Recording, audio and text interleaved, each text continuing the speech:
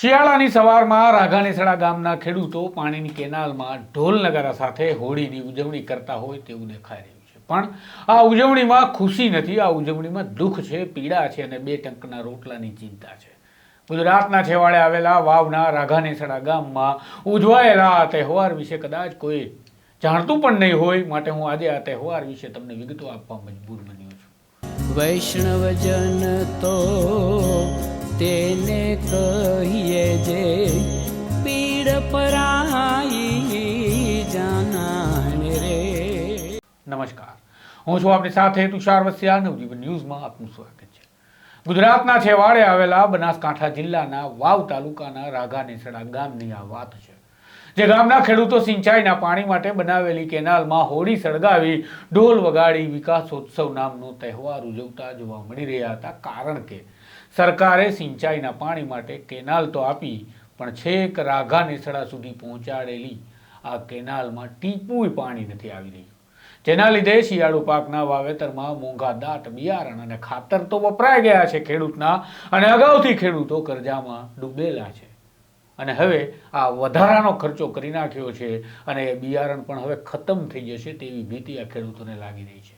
ટૂંકમાં ખેડૂતોને પાક સિંચાઈ માટે પાણી કેનાલ મારફતે જે મળવું જોઈતું હતું એ મળતું નથી, અને ખેડૂતો કહે છે અધિકારીઓને અમે રજૂઆત કરીને થાકી ગયા, પણ એક જ જવાબ આપે છે કે તમને પાણી મળી જશે।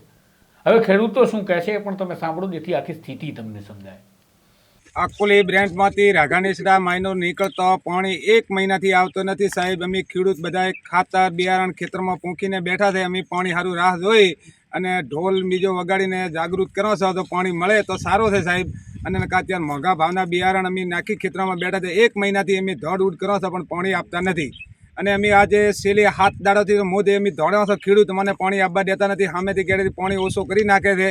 અધિકારીઓને ફોન કરો તો અધિકારી કહે કે પાણી મળી જાય છે, પછી એજન્સીવાળાને રાખેલા છે, એજન્સીવાળા સાંજે પાણી પોતાને ઊંઘવા સારું કરીને પાણી કાપી નાખે, રાઘાનેસડા પાણી મળતો નથી।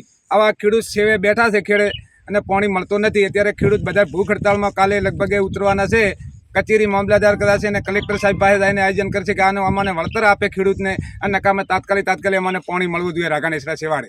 રાઘાનેસડાના ખેડૂતોને કેનાલમાં પાણી નથી મળતું તેમ દરેક ખેડૂતોને વિસ્તાર પ્રમાણે વિવિધ પ્રશ્નો ઊભા થયા છે।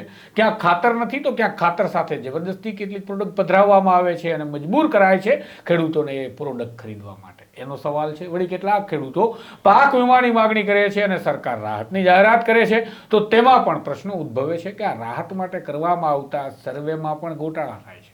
તો હવે તમે જ વિચારો કે દેશમાં ખેતી કે જે વિશ્વનો સૌથી મોટો વ્યવસાય કહી શકાય, તે વ્યવસાય કરતા ખેડૂતો કેમ ભૂખે મરે છે, અને તે ભૂખે મરે તેવી સ્થિતિમાં મુકાઈ જાય છે, એવી સ્થિતિ શા માટે પેદા થાય છે? આ એક મોટો સવાલ છે। જ્યારે આનો જવાબ મળશે ત્યારે આ દેશના દરેક ખેડૂતોના નળિયા કદાચ સોનાના છે, પરંતુ આપણે અહીંયા ઉલટું થઈ રહ્યું છે। એક તરફ ઉદ્યોગપતિઓ છે, બીજી તરફ નીચે પીસાતા ખેડૂતો છે। કોનો વિકાસ થઈ રહ્યો છે તમે નક્કી કરજો, કમેન્ટમાં જરૂરથી જણાવજો। નમસ્કાર।